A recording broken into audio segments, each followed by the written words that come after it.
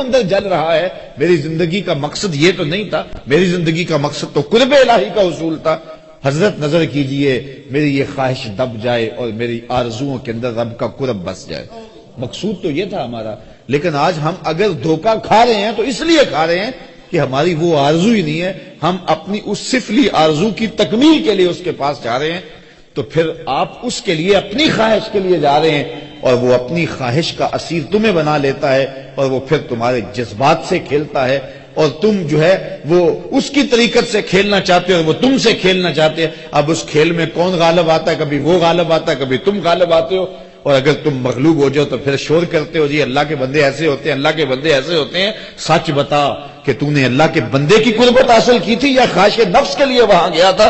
اگر خدا کی قربت کے لیے جاتا تو خدا تجھے کبھی بھی محروم نہ رکھتا، خدا تجھے مالا مال کرتا، وہ سچی طلب کبھی ضائع نہیں کرتا۔ اعلیٰ حضرت نے وہ واقعہ لکھا ہے ملفوظات کے اندر کہ وہ ایک آدمی سچی طلب لے کے نکلا اور کہنے لگا مجھے مرشد برحق چاہیے، اور روز نکلتا ہے اسے ملتا ہی نہیں ہے۔ ایک دن پکا ارادہ گھر سے کر کے نکلا، رات کا موقع تھا، آج میں نے مرشد کامل تو تلاش کر کے چھوڑنا ہے، جو بھی مرضی ہو۔ آنکھوں میں آنسو ہیں، دل میں جذبات کا تلاطم ہے۔ سحری کا وقت تھا، کوئی چور چوری کر کے آ رہا تھا اور اس کو کہنے لگا کہ آپ میرے مرشد ہیں، آپ مجھے بیعت کیجیے۔ اس نے کہا میں چور ہوں۔ اس نے کہا نہیں نہیں تم میرے مرشد ہو۔ اس نے ضد کی کہ جناب میں چور ہوں۔ اس نے کہا نہیں تم میرے مرشد ہو۔ تو اس نے اتنی ضد کی، اس کا دامن پکڑ لیا، چھوڑتا ہی نہیں ہے۔ اس نے لاکھ کہا اللہ کے بندے میں چور ہوں، میں چور ہوں، میں چور ہوں، میں ڈاکو ہوں، میں چور ہوں۔ اس نے کہا نہیں نہیں تم میرے مرشد کامل ہو۔ تو جب اس نے جان نہیں چھوٹ رہی تھی اس چور کی، اس نے کہا دن چڑھ گیا تو میں پکڑا جاؤں گا۔ اس نے کہا اچھا پھر تم مجھے مانتے ہو تو پھر میرا انتظار کرو، میں آتا ہوں۔ اب کیا ہوا کہ وہ چلا گیا اور اس نے جانا تھا وہ چلا گیا، اور اس کی طلب سچی تھی، وہ وہاں بیٹھ گیا، سارا دن گزار دیا۔ لوگ کہیں پگلے پتہ نہیں کون تھا آیا اور چلا گیا، کہا نہیں مرشد جھوٹ نہیں بولتا، طلب اس کی سچی تھی۔ اور اگلی رات آئی اور وہ وہاں بیٹھا رہا۔ اللہ اکبر۔ پھر آرڈر ہوا حضرت خضر علیہ السلام کو کہ وہ تو چلا گیا ہے، وہ واقعی چور تھا، لیکن اس کی طلب سچی ہے، جا اس کے سینے کو نور سے بھر دے۔ طلب سچی محروم نہیں ہوتی، ہماری طلب سچی نہیں ہے، ہماری آرزویں سچی نہیں ہیں، ہم خواہشات کے خود اسیر ہیں، اور پھر جو خواہشات کے اسیر ہے اس کا شکار ہوتے ہیں، اور اس لڑائی میں کون جیتتا ہے اور کون ہارتا ہے یہ پھر الگ تماشا لگتا ہے۔ اس لیے ہمیں سچائی کی تلاش میں نکلنا چاہیے، اور وہ قرآن نے ضابطہ دیا ہے الذین آمنوا وکانوا یتقون، ایک ایمان ہے اور دوسرا تقوی ہے۔ میری اس گفتگو سے یہ مفہوم کبھی نہ نکالا جائے کہ میں شاید کرامت کی تردید کر رہا ہوں۔ میں نے ابتدا میں کہا ہے کرامت من حیث الکرامت، اس کا انکار کفر ہے، اور کرامات کا انکار جو ہے وہ اگر قرآن مجید کے دامن میں ہے تو ان کا انکار بھی کفر ہے۔ جس طرح حضرت مریم سلام اللہ علیہا کی کرامت کا ذکر ہے، معروف ذکر ہے کتاب اللہ میں کہ حضرت حنا سلام اللہ علیہا اللہ کی جلیل القدر بندی ہیں۔ یہ سورہ آل عمران ہے، یہ اس عظیم المرتبت خاندان کے نام پر منسوب ہے۔ حضرت حنا حضرت عمران کی بیوی ہیں، اور اس جوڑے کے ہاں اولاد نہیں تھی، صبر شکر کر کے زندگی کاٹ رہے تھے۔ کوئی بات نہیں، اگر اولاد نہیں ہے تو کوئی بات نہیں، اللہ کی تقسیم پہ ہم راضی ہیں۔ ایک دن دوپہر کا وقت تھا، صحن میں چارپائی بچھائے آپ جو ہیں وہ لیٹی تھیں کہ کیا دیکھا کہ گھونسلے میں چڑیا نے بچے نکالے ہوئے، اور کہیں سے چڑیا اڑ کے جا کے دانہ اٹھا کے لاتی ہے، بچہ چونچ کھولتا ہے اور اس کی ماں اس کی چونچ میں دانہ ڈالتی ہے۔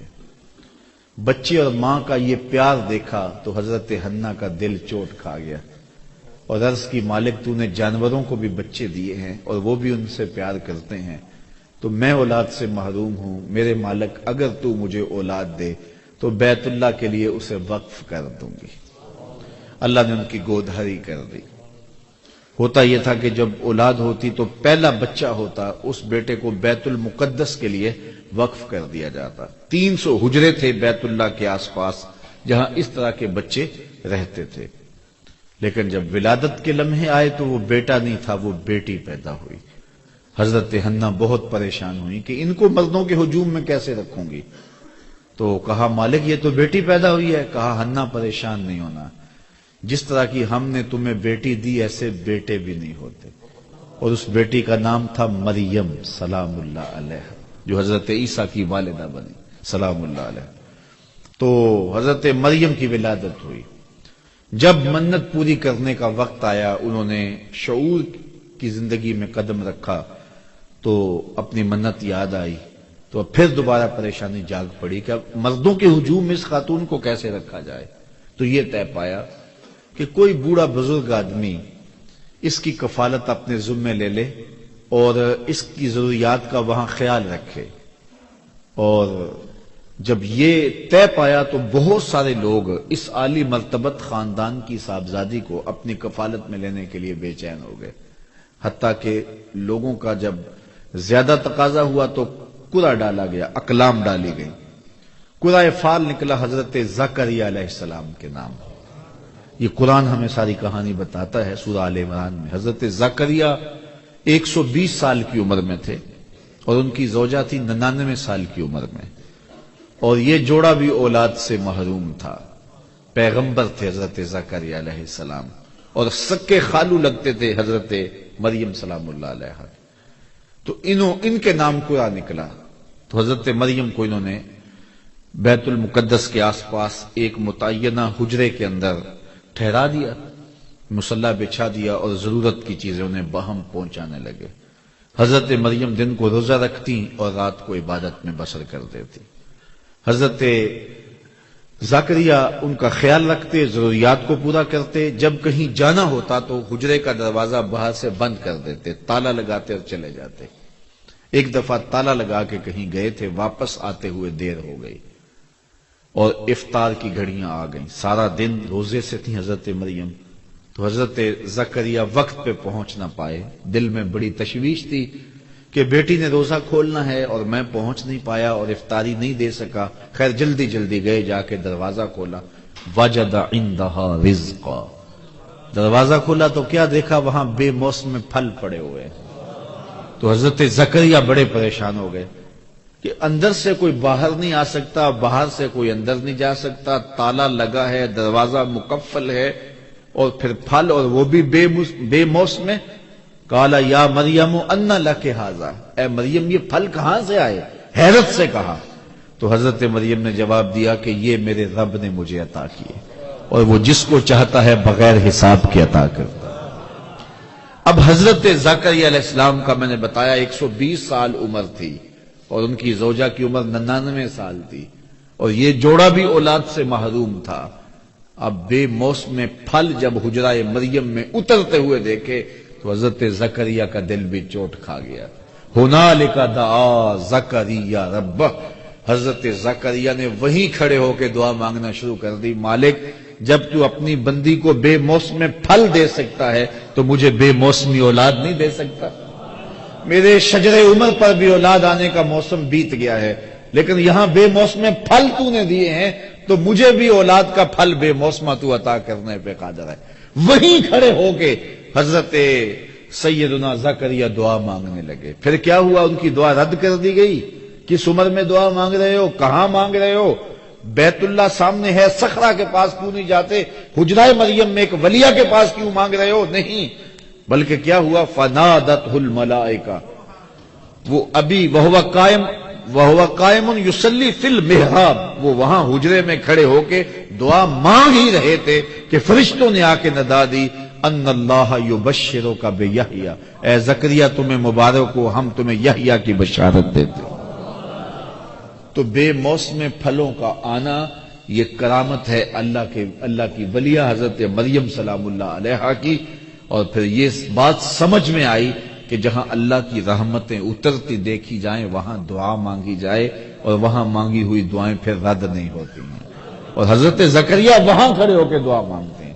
تو اولیاء اللہ کی کرامتیں بھی برحق، اور پھر اگر اولیاء اللہ کی قربت میں جا کے ہم رب سے دعا مانگیں تو لوگ کہتے ہیں یہ شرک ہو گیا. یہ شرک نہیں ہوا. جہاں رحمتوں کو اترتا دیکھیں وہاں دعا مانگی جاتی ہے، اور وہاں دعا مانگی جائے تو پھر رد نہیں کی جاتی. اللہ اکبر. اور آئیے قرآن مجید میں اللہ نے ایک دوسرا واقعہ بیان کیا ہے. حضرت سلیمان علیہ السلام جلیل القدر نبی ہے، اور آپ کا تخت ہوا پہ اڑتا تھا، پوری دنیا پہ حکومت کی ہے۔ آپ کے درباری پرندوں میں سے ایک پرندے کا نام ہدہد تھا، اور وہ مختلف جگہوں کی خبریں لا کے آپ کو دیا کرتا تھا۔ قاصد پرندہ تھا آپ کا۔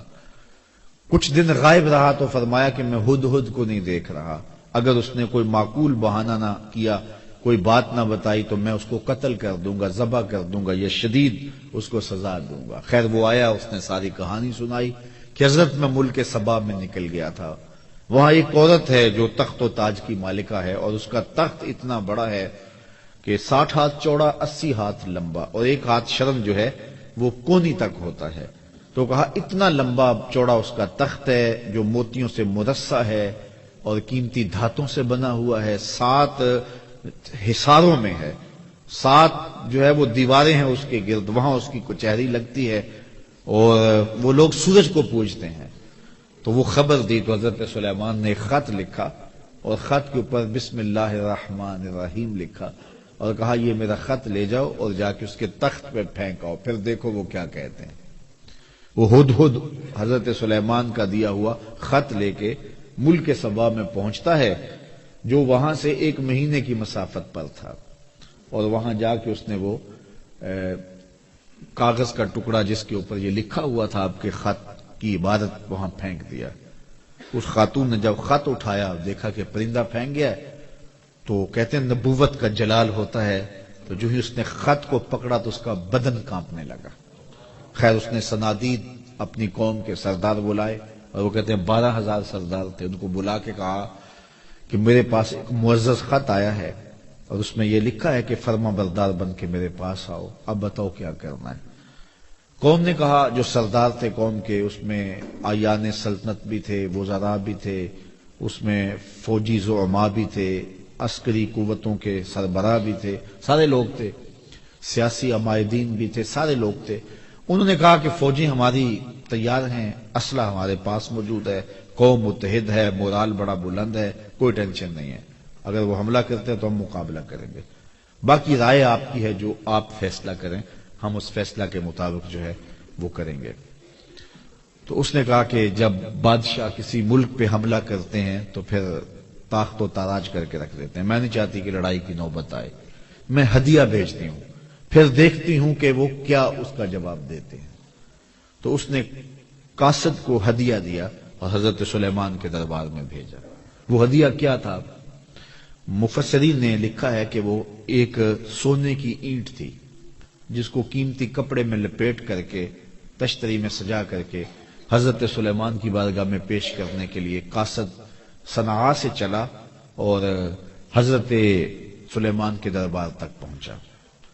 حضرت سلیمان نے نور نبوت سے دیکھ لیا کہ وہ ایک اینٹ لے کر کے سونے کی آ رہا ہے، تو آپ نے اس کے آنے سے قبل اپنے دربار میں حکم نامہ جاری کیا کہ یہ جو دربار کو رستہ آتا ہے، اس رستے میں سونے کی اینٹوں کا فرش لگا دو۔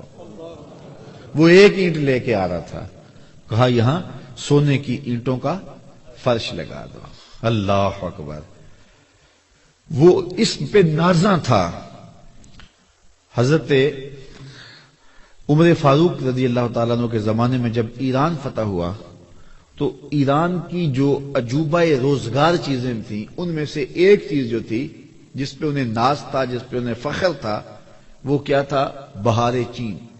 ایک قالین تھا اور وہ اتنا قیمتی تھا اور وہ دربار شاہی میں بچھا ہوا تھا، اگر کسی کو اس قالین پہ بیٹھنا مل جاتا تو ساری زندگی ناز کرتا، میں بہار چین پہ بیٹھا ہوں جی۔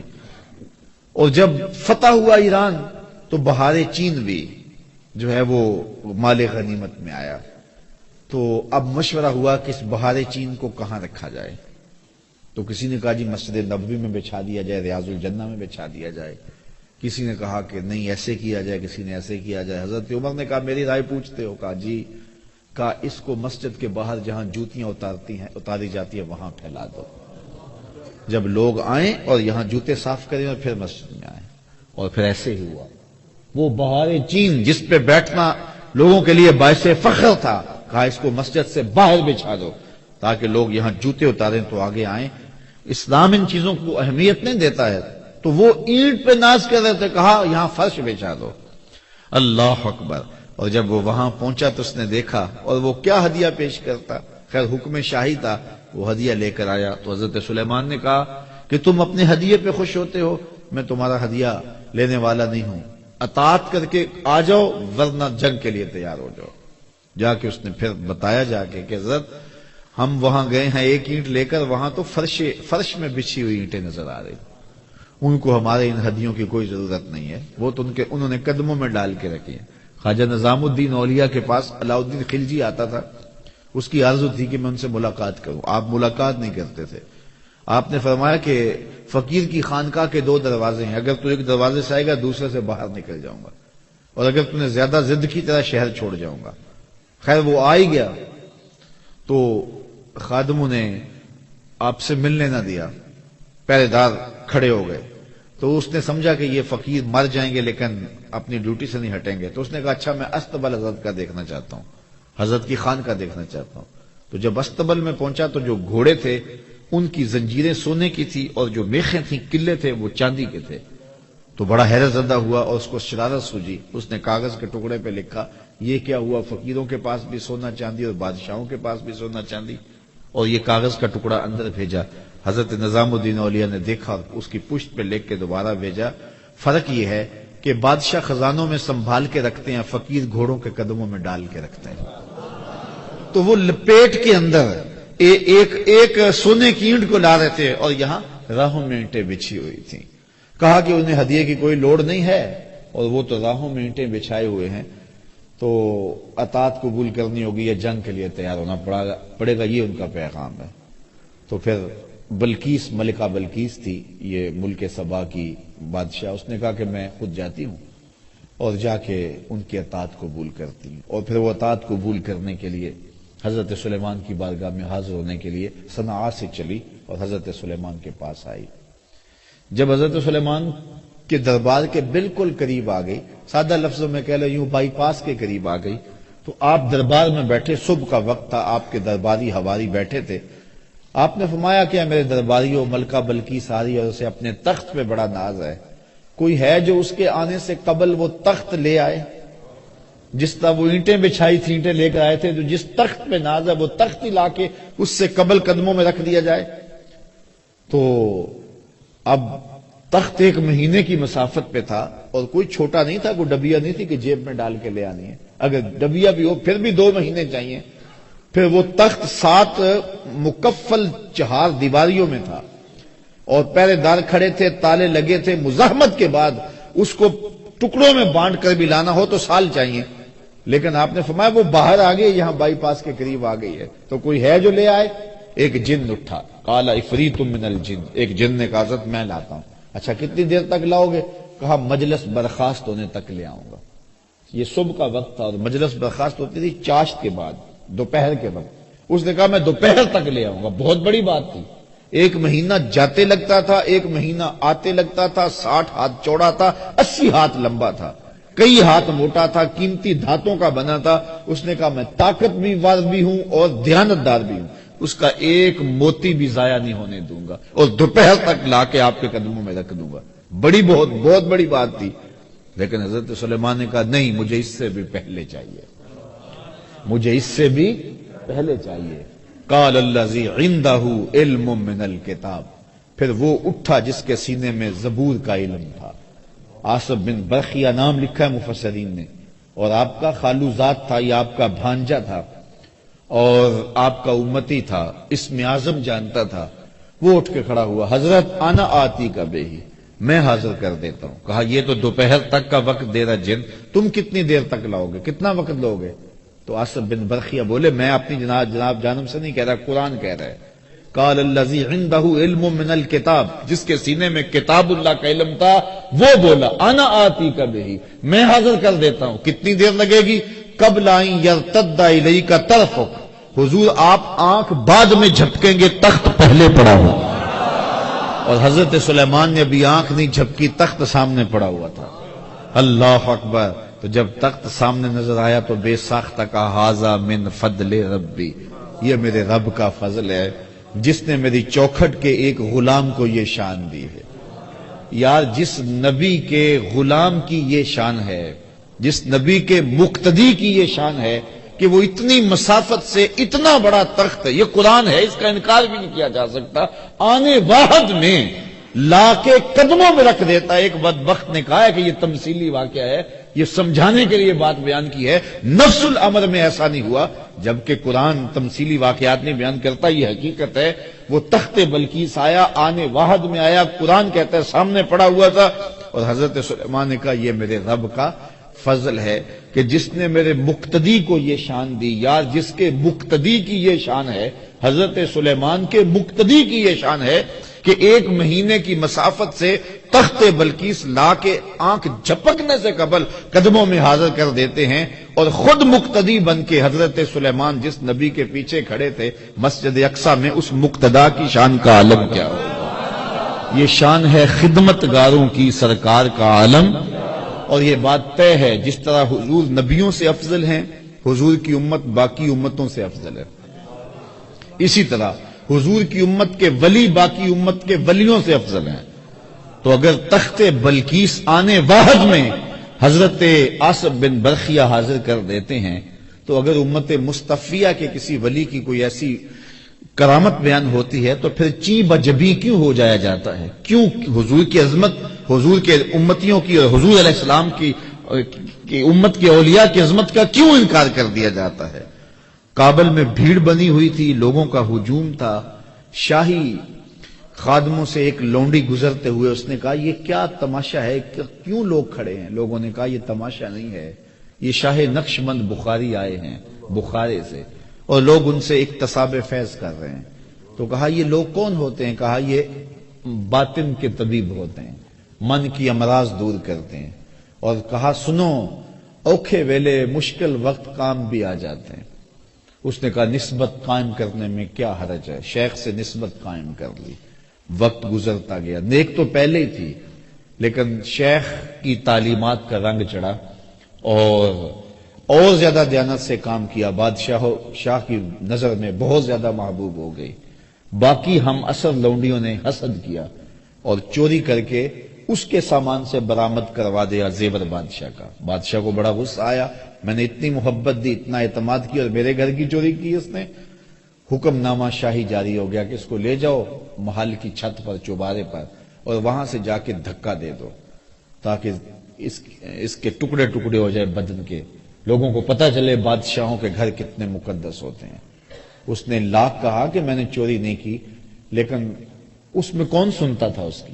خیر لونڈی کو چوبارے پہ لے جایا گیا اور جلاد دھکا دینے لگا تو اس کو اب یاد آیا کہ سنا ہے اوکھے ویلے پیر کام آتا ہے، تو اس نے بخارے کی طرف منہ کر کے کہا شیع للہ چوں گدائے مستمن المدد خواہم ز شاہ نقشبند، اللہ کے لیے میرے پیر میری مدد کو آؤ، اس سے اوکھا ویلا میرے اوپر کیا ہو سکتا ہے؟ اتنے میں جلاد نے دھکا دے دیا۔ جلاد نے جب دھکا دیا اور وہ نیچے آئی، شاہ نقشبند بخاری کے ہاتھ پھیلے ہوئے تھے، آنکھیں پھٹی کی پھٹی رہ گئیں، بے ساختہ کہا حضرت آپ کب آئے؟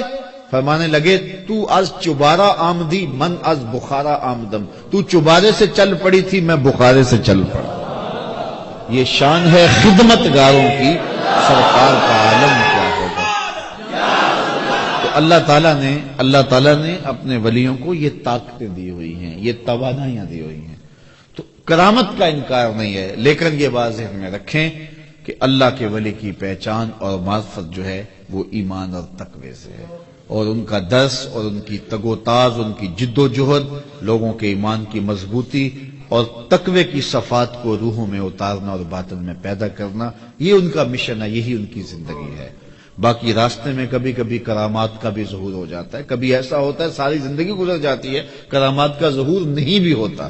کتنے اولیاء ایسے گزرے ہیں جن کی کرامات ہمیں نہیں ملتی، تو اس کا مطلب ہے وہ ولی نہیں تھے، اور کتنے لوگ ہیں کہ جن کی کرامات بہت زیادہ ملتی ہیں اور وہ اس پائے کے نہیں ہیں، اس سے قبل جو گزرے ہیں وہ جلیل المرتبت جو ہے وہ مقامات پہ فائز تھے، لیکن ان کی کرامات اتنی ہمیں نہیں ملتی جتنی کرامات ہمیں بعد میں متاخرین کی ملتی ہیں، اصحاب کی اور تابعین کی اتنی نہیں ملتی۔ تو اس کا مطلب ہے ان کی کرامات نہیں تھی، زندگی میں ان کی توجہ اس سمت نہیں رہی اور لوگوں نے جو ہے وہ اس نظر سے جو ہے وہ ان کو نہ دیکھا۔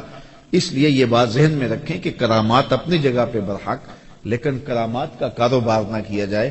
ہمارے صوفیہ تو یہاں تک فرماتے ہیں الکرامات حیض الرجال، کرامات مردوں کا حیض ہے۔ جس طرح ایام مخصوصہ میں عورتیں اس کیفیت کو چھپاتی ہیں، اہل اللہ نہیں چاہتے کہ ہم سے کرامات کا صدور ہو، وہ یہ چاہتے ہی نہیں ہیں۔ بلکہ حضرت شاہ نقشبند بخاری علیہ رحمہ سے کسی نے پوچھا حضرت آپ کی کوئی کرامت، تو فرمانے لگے کہ اس سے بڑی کرامت اور کیا ہے کہ اتنے گناہوں کے بعد زمین پہ چل رہا ہوں، زمین اپنے اندر مجھے دھنسا نہیں رہی۔ تو یہ ان کے جذبات تھے، یہ نہیں ہے کہ یہاں بیٹھے ہیں اور کرامات کا ظہور کر رہے ہیں۔ وہ کبھی کبھی ایسا ہوا ہے کہ پاؤں سے ٹھوکر لگی۔ حضرت شاہ نقشبند بخاری کی کبھی کیفیت ایسی بھی ہوئی کہ آپ نہر کے کنارے جا رہے تھے، کسی نے کہا حضرت اب وہ لوگ نہیں رہے کہ جن کی کرامات جو ہے وہ ان کا ظہور ہوتا تھا۔ فرمانے لگے نہیں ہیں جو آج بھی پانی کو کہیں کہ ادھر نہیں ادھر چل، تو ادھر چلنا شروع کر دے تو وہ دریا ادھر چلنا شروع ہو گیا۔ فرمایا او میں نے تو ویسے ہی بات کی تھی تو چلنا شروع ہو گیا۔ تو یہ کبھی کبھی ان کی زبان سے نکلا تیر یوں تیر بہادر ہوتا ہے، اور کبھی ایسا ہوتا ہے کہ وہ کسی بات کو اللہ کی بارگاہ میں منوانے کے لیے کئی سال تک دعائیں کرتے رہتے ہیں، میرے مالک یہ کام کر دے، میرے مالک یہ کام کر دے۔ تو یہ مختلف کیفیات ہوتی ہیں۔ حضرت ابو عمار حنبلی فرماتے ہیں کن طالبا للاستقامہ لا طالبا للکرامہ، نفسک تطلب منک الکرامہ وربک یطلب منک الاستقامہ۔ کہا کرامت کا طالب نہ بننا، استقامت کا طالب بننا۔ تیرا نفس تجھ سے کرامتیں مانگتا ہے، تیرا رب تجھ سے استقامتیں مانگتا ہے۔ تو رب استقامت مانگتا ہے، رب چاہتا ہے میرا بندہ نیک ہو، صالح ہو، مشکلات میں گھبرائے نہ، صبر کے دامن کو چھوڑے نہ، واویلا نہ کرے، تکلیف آ جائے تو اس کو میرے حضور عرض کرے کہ مالک یہ دور ہو جائے، اگر دور نہیں ہوتی میری آزمائش ہے تو اس پہ صبر کرے، اس پہ حوصلہ رکھے۔ اور غربت میں بھی اس کو آزماؤں گا، غربت کی آزمائش میں پورا نکلے، دولت دے کے بھی آزماؤں گا، دولت کی آزمائش میں پورا نکلے۔ یہ آزمائش ہے اللہ کی، کسی کو دولت نہیں دی گئی تو یہ بھی اس کی آزمائش ہے۔ رب نے پیدا کیا بندے کو، اللہ آزماتا ہے، اس کو کچھ نہیں دیا گیا، یہ واویلا تو نہیں کرتا، اس غربت کو تماشا تو نہیں بناتا، ہاتھ تو نہیں پھیلاتا، یہ سوال کا دروازہ تو نہیں کھولتا، اس کی غربت کی آزمائش ہے۔ پھر دولت دے کے کئیوں کو آزمایا جاتا ہے، اس کو دولت دی گئی ہے، یہ دولت سے فرعون تو نہیں بن جاتا، قارون تو نہیں بن جاتا، حامان تو نہیں بن جاتا، جھوٹی خدائی کا دعوے دار تو نہیں ہو جاتا۔ بلکتے یتیموں، لاچاروں اور مجبوروں کی مدد کے لیے اس کی تجوریاں کھلتی ہیں، یا ان سسکتے لوگوں کو دیکھنے کے باوجود بھی آنکھیں موند کے گزر جاتا ہے، اس کے دل میں احساس اور نرمی اور رقت پیدا ہوتی ہے، یہ نہیں ہوتی۔ اللہ تعالیٰ دولت دے کے بھی آزماتا ہے، غربت دے کے بھی آزماتا ہے۔ اصل امتحان گاہ ہے دنیا، اور یہ دنیا جو ہے اس امتحان سے ہم سرخرو کیسے ہوں گے؟ پرچے مختلف نوعیتوں کے ہیں، کبھی پرچہ غربت کا ڈالا جاتا ہے، کبھی امارت کا ڈالا جاتا ہے، کبھی آزمائشیں، تکلیفیں، اذیتیں اور تکلیفیں دی جاتی ہیں۔ حضرت ایوب اللہ کے نبی ہیں، بیماری نے ایک عضو پہ حملہ کیا، اللہ اکبر، اور پھر جب زبان کی طرف بیماریوں کا رخ بڑھا تو کہا مالک اس بیماری زبان پر بیماری جاری نہ کرنا، یہ تیری تسبیح بولتی رہے۔ اللہ شکایت نہیں کی ہے، ایک عضو جو ہے بیماری کا شکار ہوتا ہے، لیکن شکایت نہیں کی۔ حضرت یوسف علیہ السلام کی آزمائشیں دیکھو، کبھی کنان کے اندھے کنویں میں ڈالا جاتا ہے، اور پھر مالک ابن زغر کی قید میں آتے ہیں، اور پھر مصر کے شہنشاہ کے گھر میں جاتے ہیں تو کتنی ریشمی آزمائش بچتی ہے کہ فریفتہ ہو جاتی ہے عزیز مصر کی بیوی، اور حضرت یوسف علیہ السلام کے لیے ایک مصیبت بن جاتی ہے کہ جس نے مجھے مالک ابن زغر سے خریدا، جس نے میرے لیے آسودہ ماحول پیدا کیا، اور آج میں کیا اس کے گھر میں خیانت کروں؟ اور وہ ہے کہ وہ ڈورے ڈال رہی ہے۔ پھر وہ وقت بھی آیا، کتنی آزمائش کڑی تھی کہ ایسی آزمائشوں سے گزرنا کوئی آسان نہیں ہوتا کہ دروازے مکفل کر کے بت کے پردہ ڈال کے زلیخا بولتی ہے تعلق یوسف اب تو آ جاؤ، اب کوئی نہیں دیکھ رہا۔ لیکن کتنا اللہ کا نبی، کتنا عظیم المرتبت تھا کہ ان حالات کے اندر بھی آزمائش کی بھٹی میں گزر کر بھی قال معاذ اللہ، کہا میں اللہ کی پناہ میں آتا ہوں۔ اور پھر اس آزمائش سے نکلے تو پھر کیا ہوا کہ وہ خواتین آ گئی مصر کی اور انہوں نے انگلیاں کاٹ لی، اور یہ بلوائی تو زلیخا نے تھی، اور وہ کہتے تھے غلام پہ دل ہار گئی، شہرا ہو گیا نا اس بات کا، تو اس نے بلوایا سب کو اور پھل دیے۔ پھر حضرت یوسف تھوڑا سا نقاب سرکا کے گزرے تو وہ ساری اس فتنے میں جو ہے وہ شکار ہو گئی جس میں زلیخا شکار تھی۔ اور حضرت یوسف علیہ السلام کو ساری اپنی خواہشات پیش کرنے لگی. پہلے ایک تھی اب کئی ہو گئی, اور یہ ساری عظیم المرتبت خاندانوں کی خواتین تھی. حضرت یوسف علیہ السلام پریشان ہو کے اس آزمائش سے نکلنے کے اللہ کی بارگاہ میں کیا عرض کرتے ہیں, مالک اس آزمائش سے بہتر ہے میں قید میں چلا جاؤں. اور پھر 7 سال تک حضرت یوسف علیہ السلام قید میں رہے, اپنی عصمت بچانے کے لیے, آبرو بچانے کے لیے. زندگی آزمائشوں کا نام ہے, مشکلات کا نام ہے. کیا میں نے اس خاکداں سے کنارہ جہاں رزق کا نام ہے آب و دانہ, پلٹنا جھپٹنا جھپٹ کر پلٹنا, لہو گرم رکھنے کا ہے ایک بہانہ. پرندوں کی دنیا کا درویش ہوں میں کہ شاہی بناتا نہیں آشیانہ. نبیوں کی آزمائشیں ہوئی ہیں. امام رازی نے لکھا ہے مکے سے لے کر طائف تک 70 ایسے نبیوں کی قبریں ہیں جن کی وفات صرف بھوک کی وجہ سے ہوئی ہے, صرف بھوک کی وجہ سے ہوئی ہے. یار ہمیں کیا آزمائش آئی کہ دوڑ کے بابے کے پاس چلے جاتے ہیں, بے عمل بابے کے پاس جا کے اپنا ایمان بھی لٹا دیتے ہیں. کتنی آزمائشیں آئی ہیں ان کے پاس, جلتی ہوئی چیخا میں پھینکا نہیں گیا, بیٹے کی گردن پہ چھری رکھنے کی آزمائش سے نہیں گزارا گیا, اور وادی غیر ذی زرع میں اپنے بیٹے کو چھوڑنے کی تلقین نہیں ہوئی. کن کن آزمائشوں سے نہیں گزرے یار, میرے اور آپ کے آقا و مولا کن آزمائشوں سے نہیں گزرے.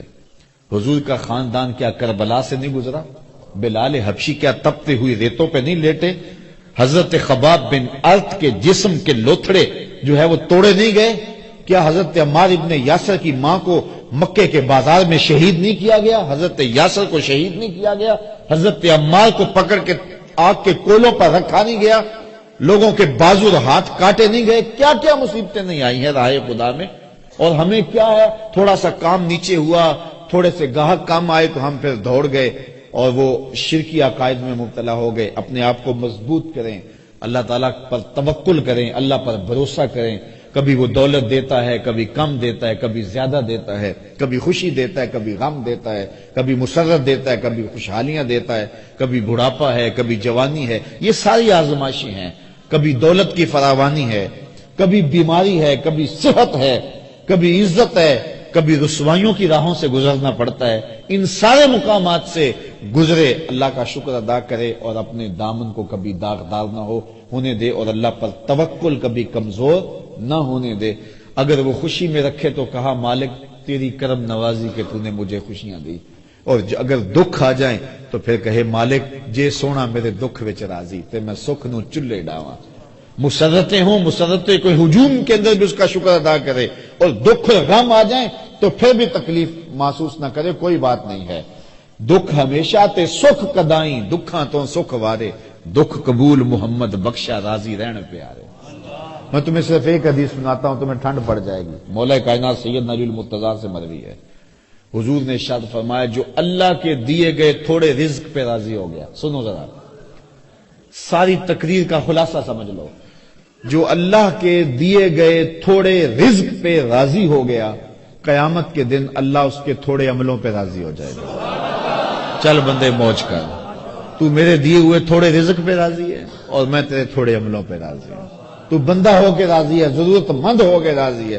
بچوں کے لیے دوا بھی چاہیے تھی, سر پہ چھت بھی چاہیے تھی, مشکلات سے نکلنے کی راہ بھی چاہیے تھی, لیکن انہوں نے کہا مالک میں واہ راضی ہوں, جس حال میں رکھے میں راضی ہوں.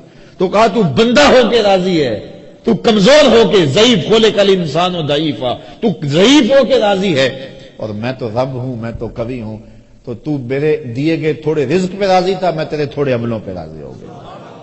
اور جو بلائیں تکلیفیں دنیا کے اوپر آتی ہیں, حدیث میں آتا ہے, صحیح حدیث ہے, قیامت کے دن اہل بلا کو جو صلہ دیا جائے گا, جو صبر کرتے ہیں بلا پہ, جو واویلا کہتے ہیں صلہ ضائع کر لیتے ہیں, جو بلا پہ صبر کرنے والے ہیں ان کو جو صلہ دیا جائے گا تو باقی لوگ سوچیں گے کاش ہمارے جسم کو لوہے کی کینچیوں سے کاٹ دیا گیا ہوتا تاکہ اس پر ہمیں یہ بھی صلہ نصیب ہوتا. تو صاحب یہ زندگی اللہ پر توکل کرو. اگر بے بسی ہو جائے مصلی بچھا کے اس کو عرض کرو مالک یہ مشکل آ گئی ہے. یار چھوٹے چھوٹے بچوں کو مصلی بچھا کے دو, ہمارے گھر میں یہ مصیبت آ گئی ہے, تو اللہ سے مانگو, توکل کرو, اس پہ بھروسہ کرو, منت مان لو, روزوں کی منت مان لو, اور منتیں مان لو اس کے حضور, نمازوں کی منتیں مان لو, لوگوں کو کھانا کھلاؤ, حسن سلوک کرو رشتہ داروں کے ساتھ, اچھائیاں کرو تاکہ وہ مصیبت ٹل جائے. لیکن ہمارے پاس ہر مرض کا ایک الگ بابا ہے، اور اس بابے کے پاس جا کے ہم اپنا سب کچھ لوٹا دیتے ہیں۔ الیاذ باللہ ایسے ایسے جو ہے وہ اعمال کرنے کے لیے وہ کہتے ہیں کہ الیاذ باللہ۔ یہ میں نے اس تناظر میں باتیں کی ہیں کہ یہ روز سوشل میڈیا کے اوپر ہم دیکھتے ہیں اور کوئی نہ کوئی بابا منظر عام پہ آتا ہے اور پھر اس کو سامنے کیا جاتا ہے، یہ دیکھو جن لوگوں کا عقیدہ، قطعاً ہمارا عقیدہ نہیں، لیکن یہ ہمارا قصور ہے کہ ہم نے لوگوں کو جو ہے وہ زندگی گزارنے کا جو ڈھب ہے اس میں مشکلیں بھی ہیں، دھوپ بھی ہے، چھاؤں بھی ہے، اس حساب سے ہمیں انتظام کرنا چاہیے نا۔ آپ پہاڑی علاقے میں جائیں نا تو وہاں مکانوں کی چھتیں ایسی نہیں ہوتی، مکانوں کی چھتیں یوں ہوتی ہیں۔ کیوں؟ اس لیے کہ وہاں انہیں پتہ ہے برف باری ہونی ہے، برف باری ہے تو چھتیں پہلے ہی ایسے بنا کے رکھی ہیں۔ یہاں برف باری نہیں ہے تو چھتیں بالکل سیدھی ہیں۔ تو جب زندگی میں دکھ آنے ہی آنے ہیں، ہو ہی نہیں سکتا کہ نہ آئے، تو پھر ہمیں ذہن بنا کے رکھنا چاہیے۔ جب دکھ آئیں گے تو پھر صبر کا حوصلہ ہمیں ہونا چاہیے۔ یہ زندگی ہے، لقد خلقنا الانسان فی کبد، ہم نے انسان کو مشقتوں میں رہتا پیدا کیا ہے۔ فارمی چوزا نہیں ہے کہ ہوا بھی چلے تو گر جائے، نہیں، حالات کی تلخیوں کو سہے، مقابلہ کرے۔ ہم نے یہ سمجھا، ہر وقت بندہ یہ چاہتا ہے میرے پاس اتنی دولت آ جائے، یہ ہو، میرے پاس جو ہے وہ اس طرح کا بنگلہ ہو، اس طرح کی گاڑی ہو، یہ آسودہ زندگی ہو، اور اسی چکر میں ہم اپنی ساری زندگی برباد کر دیتے ہیں ان چیزوں کے حصول میں۔ مل جائے تو اللہ کا شکر ادا کرو، نہیں ملو تو مالک جس حال میں تو رکھے اس حال میں میں راضی ہوں۔ یہ کام اوکھا بڑا ہے، لیکن کوئی راضی ہو کے تو دیکھے پہ رب کی کرم نوازیوں کے کتنے میہ برستے ہیں۔ تو اپنی زندگیوں کو مالک کی دہلیز پہ رکھیں، مالک کی چوکھٹ پہ رکھیں، دکھ آئے سکھ آئے، ہم دھوپ میں ہوں پھر بھی اللہ کے ہوں، چھاؤں میں ہوں پھر بھی اللہ کے ہوں، برستی بارش ہوں پھر بھی اسی کے ہوں۔ یہ نہیں ہے کہ کوئی تھوڑی سی تکلیف آئی تو بھاگ کے کسی اور چھپر تلے چلے گئے، نہیں، مالک ہم تیرے ہی ہیں، بھوک دے گا پھر بھی تیرے ہی ہیں، پیاس دے گا پھر بھی تیرے ہیں، کربلائیں آئیں گی پھر بھی تیرے ہیں، مشکلیں آئیں گی پھر بھی تیرے ہیں، پاؤں میں زنجیریں ہوں گی، ہاتھوں میں ہتھ کڑیاں ہوں گی، گھسیٹا جائے گا، نعرے تیرے نام کے ہی ماریں گے۔ بلال حبشی کو جب مارا جا رہا ہے وہ آگے سے مسکرا رہے تھے، کسی نے کہا بلال یہ عجیب تماشا ہے، تمہارا آقا تمہیں مارتا تم آگے سے جو ہے وہ روتے نہیں ہو، ہنستے ہو؟ تو بلال مسکرا کے فرمانے لگے تم بازار میں جاؤ نا مٹی کا پیالہ خریدنے، تو اس کو بھی ٹھونک بجا کے دیکھتے ہو کہیں کچا تو نہیں، اس کی آواز تو ٹھیک ہے؟ کہا میرا مالک بلال کو دیکھ رہا ہے کہیں کچا تو نہیں، اس کی آواز تو ٹھیک ہے؟ میں کہتا ہوں مالک خرید لے بلال کو، کھال ادڑ بھی جائے گی، حق کی آواز ختم نہیں ہوگی، زخم پہ زخم کھا کے جی، خون جگر کے گھونٹ پی، آہ نہ کر لبوں کو سی، یہ عشق ہے دل لگی نہیں۔ وآخر دعوانا ان الحمدللہ رب العالمین۔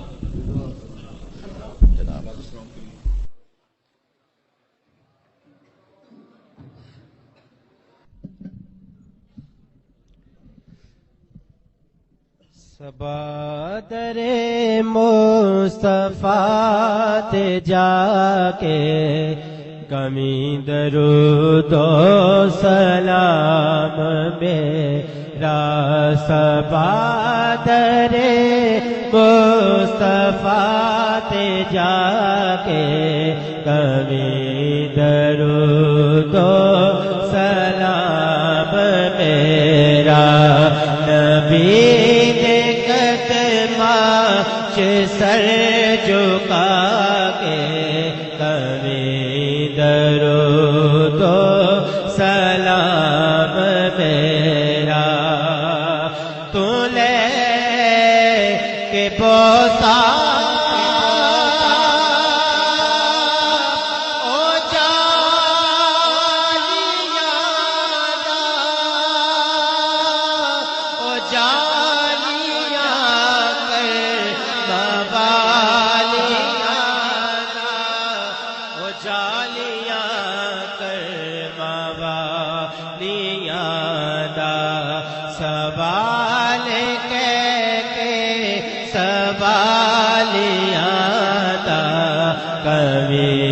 درود و سلام میرا، صبا در مصطفیٰ تے جا کے کبھی درود و سلام میرا، دست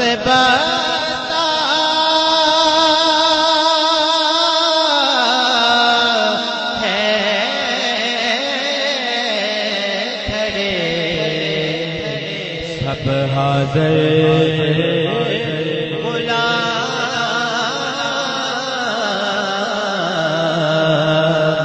پیش کرتے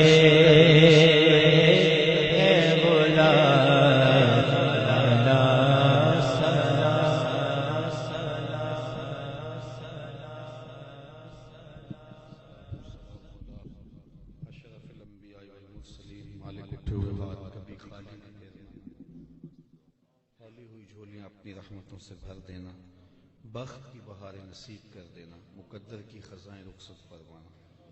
اے مالک، آج کی اس بابرکت محفل نور کا ایک ایک لمحہ قبول فرما۔ جتنے لوگ آئے ہیں سب کو برکتوں سے مالا مال فرما۔ گھروں میں واپس پہنچنے سے قبل اس اجتماع کی برکتیں سب کے گھروں تک پہنچا دے۔ ہر خیر ہر بلائی ہم سب کی جھولیوں میں ڈال دے۔ اس مسجد مرکز کو قیامت تک آباد رکھنا، اس کی برکتوں سے اہل علاقہ کو نفع نصیب کرنا۔ اے اللہ، مسجد کے ساتھ متصل جو ادارہ ہے اس کو مزید ترقیاں نصیب فرمانا، حضرت کے کام میں برکتیں عطا فرمانا، اپنا خاص کرم تمام علماء کرام کے شامل حال فرمانا، خاص طور پہ اس مسجد کی آبادیاں اور اس مسجد کی رونقیں قیامت تک آباد رکھنا، اپنا خاص کرم پوری امت مسلمہ کو نصیب فرمانا۔ اٹھے ہوئے ہاتھ کبھی بھی